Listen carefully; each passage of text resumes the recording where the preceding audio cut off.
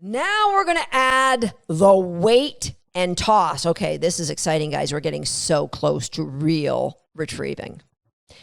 You start with your dog in the hot zone, and you're going to stand beside the dog and drop the toy, your tug toy or your retrieve toy on the opposite side, slightly ahead of you so the dog can see it. If the dog leaves the hot zone just on you dropping the toy, pick up your toy and try again. Don't say anything to the dog. They're not bad. They're just experimenting. Once you've got a wait, then give your bring me cue and see what happens. Your dog should drive out, grab the toy, and turn back to you. If they don't, maybe try this from your knees. Give your release cue, your thank you, your out, your drop, and play the game just like you were before. So now I brought out a hot zone because we're introducing the skill of the dog patiently waiting before they're allowed to run and get their toy or the retrieve item. However, it is an unnamed wait. We never have the dog, we never say stay or wait. This is the magic, guys. It's built into the process. The dog wants to wait. They want they're anticipating you telling them they can get it. So this is how we start it. Dog in hot zone. I don't care if they're in a down or a sit or standing, as long as all four paws are in that hot zone. You're going to drop a retrieve item, one that you've built a lot of value for, on the opposite side of you to the dog. And you're going to evaluate, does the dog maintain their position in the hot zone? If so, that gives you the permission to give your retrieve word. Bring me. When they bring it back, you can play with them, or you could just take it with your drop word, out, and either reward with a cookie or reward with another game. Get it? Now that's where I use the word get it. When I'm already holding something, it's crazy. It's interchangeable. As long as you teach bring me and get it in the same way I just taught you, you can use whatever word you want. Out. Get it. Okay? So that's stage one. Thank you. Out. I keep forgetting. Tater's word is thank you. Help it up. Okay. What I'm going to do now is I'm going to move this toy. I'm going to drop it in all different positions. The closer it goes to him, the more tempting it is for him to leave his hot zone. So maybe just out in front of me. Bring me. Good boy. Do you see how he picks up his toy and instantly turns back? That's what we're looking for. Out. Help it up. Again, you might be rewarding with food. I'm just rewarding with a toy right now. Right in front, this is a really tempting one. Make sure that they're not leaving the hot zone before you're ready. Bring me. Good boy. Out. Get it. Out. Get it. Good. Out. Get up there. Now, if your dog is not dropping it when you say out, go back to the stages before. It's just a game of it's your choice. I said out, I clicked, you need to take this food. All right? Now we're going to move on and get rid of the hot zone.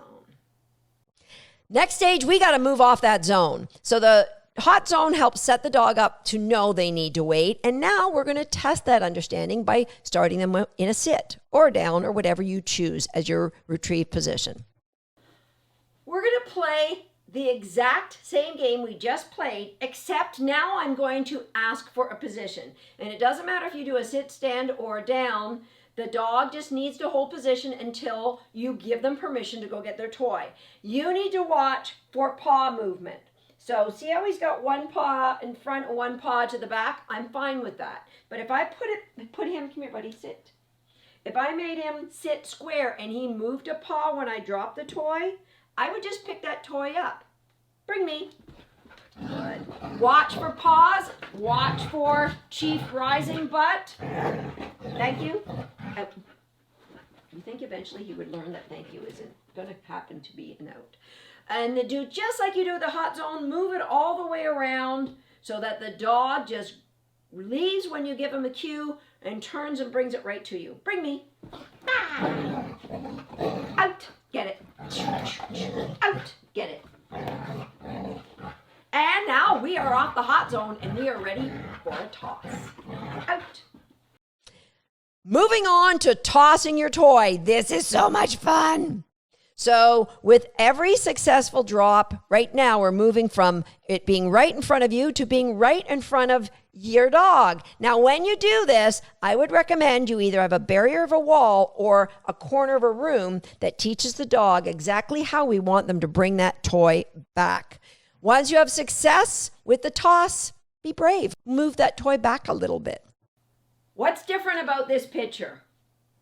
You get to see my butt because I want to use the corner of the room to help the dog understand to grab a toy and run away and run right back to me. So this helps to create a path for the dog to follow.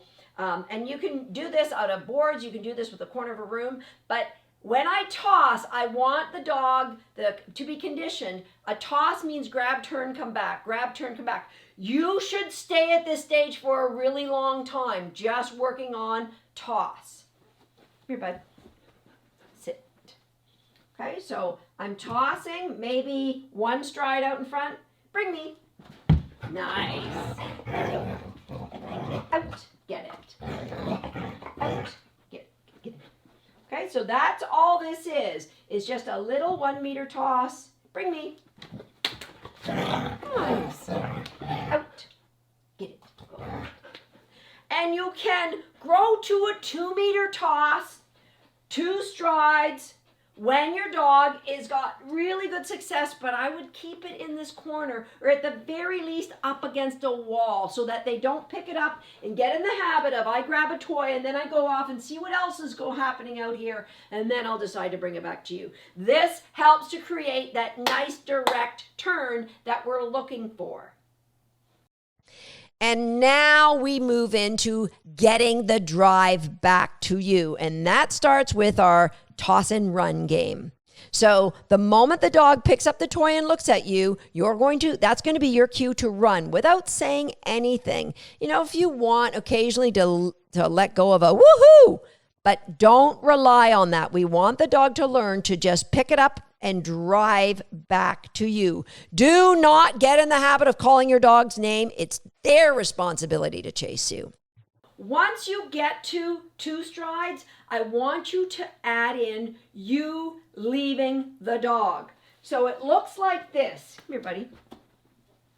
I throw the toy, I turn my body, I get ready to leave.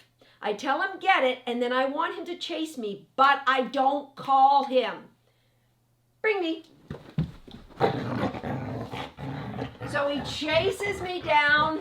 I keep running until he catches me and he brings me the toy. This is such an important step to get the dog bringing the toy back to you as fast as he goes out to the toy. So a lot of dogs, am I ignoring you? Out. Thank you. Lie down. That was mine. A lot of dogs will run really fast out to a toy, but they kind of trot back to you. That's showing you they don't have as much value for you once you don't have the value of their toy. This is the part of the game that's really going to help that. So the dog picks it up and you are running, okay? They catch you and that's when you play or give them their super high value reward. Let's do one more, buddy. Come here. 2 meters away. I'm going to run out of shot. You won't see me. My body's already turned, ready to go. Bring me. Nice. Now, what if your dog, when they see you running, won't go get the toy? Not a big deal. Out. Yeah. You can have it back. If the dog stops, then you just come back and do it again. This time, delay your run until they've picked it up and are facing you. Again, super important. It's going to be so tempting to call the dog's name when they have that, but please don't. We want the dog to know it's their responsibility to find you and dig in and chase you. We're working on their prey instinct, guys, so keep this quiet. And finally, we're going to add the distance. Now look at all the layers of learning for the Bring Me game. And here's how retrieving goes so badly wrong, because the last thing we do is add distance, yet people get a new puppy and they throw a ball 30 feet out and expect it all to come together. It doesn't work that way. Distance is the last thing we add, guys, not the first. If you have success with all of that tossing, you can grow the distance, and it might mean you're moving into your backyard, and you're only going to grow that distance if all those other pieces stay in place. The moment something breaks down, shorten the distance and go back and fix that. You're going to throw your toy overhead. It could be a flying disc. It could be anything. Cue, bring me, only when you're thrilled with the dog's weight. Here's how you're going to make all this learning come together for you. Your dog's reliability at retrieving depends entirely on your ability to maintain all of the It's Your Choice elements of the game. It's Your Choice is going to give you a reliable retrieve. Remember, and if you fall into the trap of helping the dog by calling their name to get them to come to you when they get distracted or lay down to chew, you are creating a new game, a new behavior, and you are going to lose that great retrieve you have just built in. So if it happens, stop, walk out to your dog, take the toy, regroup, maybe go back to a quieter environment, but most of all, have fun, guys.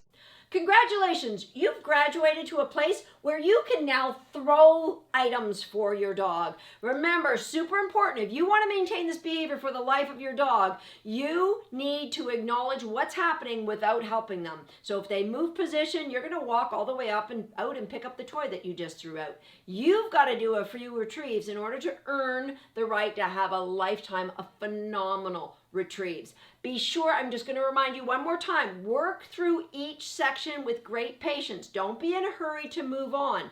Let your dog's confidence and joy with this game be what drives you to a lifetime of great fun and functionality with your dog bringing you items around the house that will make your life easier. Bring me.